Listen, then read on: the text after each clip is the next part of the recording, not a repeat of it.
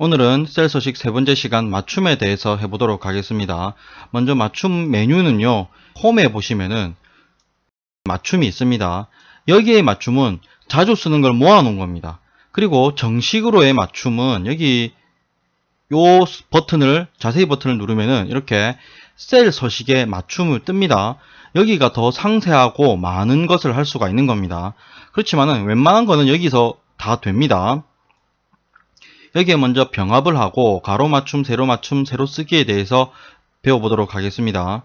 여기서 병합을 먼저 눌러버리면 가운데 맞춤이 되죠. 말 자체가 뭡니까? 병합하고 가운데에 맞춰라 이렇게 되어 있죠. 이렇게 되어 있습니다. 다시 되돌리기 하고요. 그러면요, 여기서 전체 병합을 한번 해보겠습니다. 전체 병합 하니까 이 행만 병합이 되죠. 그리고 여기서 드래그한 만큼 셀들을 병합해라. 이런 거는 이렇게 가운데로 안 가죠. 뭐 가운데 이렇게 하면 또 가운데 맞춤 되긴 되지만 보통은 병합을 했을 때는 가운데로 가는 경우가 많기 때문에 병합하고 가운데 맞춤이 이렇게 제일 앞에 있는 겁니다. 가로 맞춤 이렇게 이게 바로 가로로 맞춤이죠. 그럼 세로 맞춤은요? 요겁니다. 요게 바로 세로 맞춤이죠. 자, 일단은 둘 다 가운데 맞춤을 해놓고요. 세로 쓰기라고 있어요. 여기 보시면은 여기 있죠. 방향이 되어 있죠. 세로 쓰기 이렇게 했습니다. 세로 쓰기 됐고요. 이렇게 돌릴 수도 있죠. 막 이런 식으로 됩니다. 예, 버튼요. 그리고 세로 쓰기는요, 여기서도 있습니다. 이런 식으로 각도를 조정을 할 수가 있어요. 직접 쓰는 것도 가능하고요. 확인 45도로 이렇게 되어 있죠. 자, 이렇게 눌러서요. 얘를 눌러버리면은 세로로입니다. 방향, 텍스트가, 글자가 이렇게 밑으로 되어 있죠. 체크를 하고 확인을 하면은 밑으로 되어 있고, 여기서 불을 꺼버리면은 다시 원래대로 돌아옵니다. 자, 텍스트 줄바꿈, 셀의 맞춤에 대해서 해보도록 하겠습니다. 여기 보시면은 줄바꿈이라는 건 이렇게 하면은 일단 먼저 줄이 바뀝니다. 다시 꺼버리면 다시 원래대로 돌아오고요. 그리고 좀 자세하게 보려면은 여기 보시면 돼요. 텍스트 조정이라고 되어 있죠. 지금 텍스트 줄바꿈에 체크를 해도요, 확인을 해도 됩니다. 다시요, 꺼볼게요. 끄고 똑같죠. 한마디로 얘를 다시 켰어요. 그러면은 지금 켰죠. 그러면은 다시 눌러보면은 여기에 체크가 자동으로 되어 있죠. 이렇게 만약에 체크를 끄고요, 셀에 맞춤을 한다 확인을 했어요. 그러면 글자가 작아집니다. 셀에 맞는 만큼 작아집니다. 만약에 제가 얘를 줄이면요, 글자는 더욱더 작아집니다. 더더욱 작아집니다. 이렇게. 근데 크게 했어요. 11이기 때문에, 본래의 크기는 11이기 때문에 11보다 더 이상 커지지는 않습니다. 이렇게 셀의 맞춤과 줄바꿈입니다. 선택 영역 가운데로가 있어요. 지금 얘는요, 표의 제목인 겁니다. 만약에 이렇게 병합하고 가운데 맞춤을 해버리지 않습니까? 그러면은 이게 안 됩니다. 열을 찍고요, Shift 키를 누르고 이동 포인터가 나왔을 때 행을 이동을 할 수가 없습니다. 일단 병합을 다시 풀고요, 얘를 찍고요, Shift 키를 누르고 이동 포인터가 나왔을 때 눌러서 하면요, 필드명이 보세요. 2가 지금 여기로 이동이 됐죠? 필드가 자동으로 이동이 됩니다. 그런데 병합이 여기나 여기 다른데 병합이 되어 있으면 이동이 되지 않습니다. 그래서 필드명을 좀 자유자재로 바꾸면서 가운데 있게 하고 싶다. 바로 그게 선택 영역의 가운데로인 겁니다. 드래그를 합니다.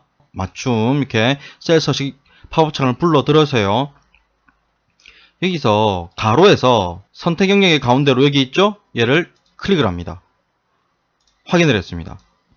가운데로 갔죠. 지금 I6셀에 적힌 것 같죠. 그런데 I6셀을 딱 찍어보면요, 아무것도, 수식 입력줄 보시면 아무것도 없습니다.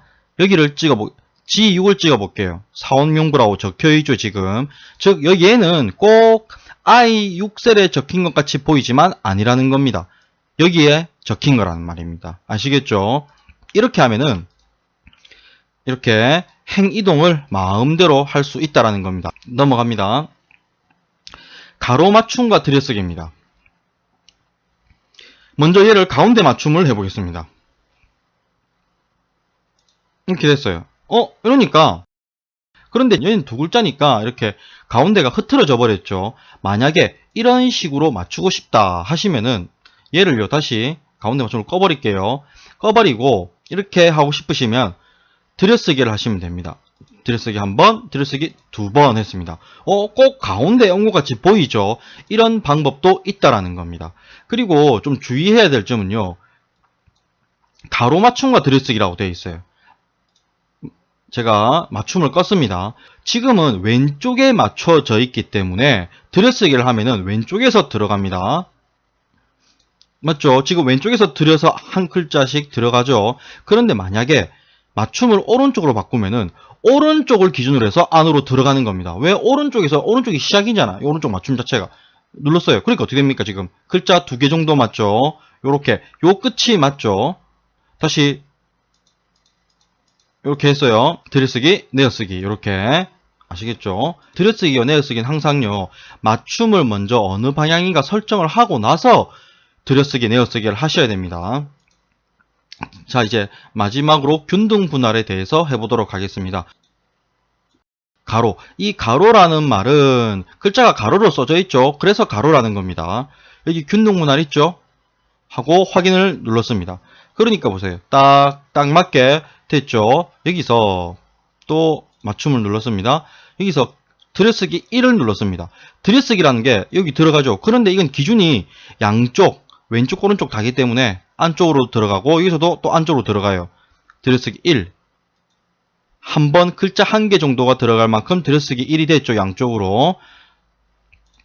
들여쓰기 2를 하면 글자가 2개 정도 들어갈 만큼 되는 겁니다. 만약에 글자가 지금 이 같은 경우에는 글자 만약에 들여쓰기 3을 해버리면은 공간이 부족합니다. 부족하면은 이제 밀려서 밑으로 내려가 버립니다.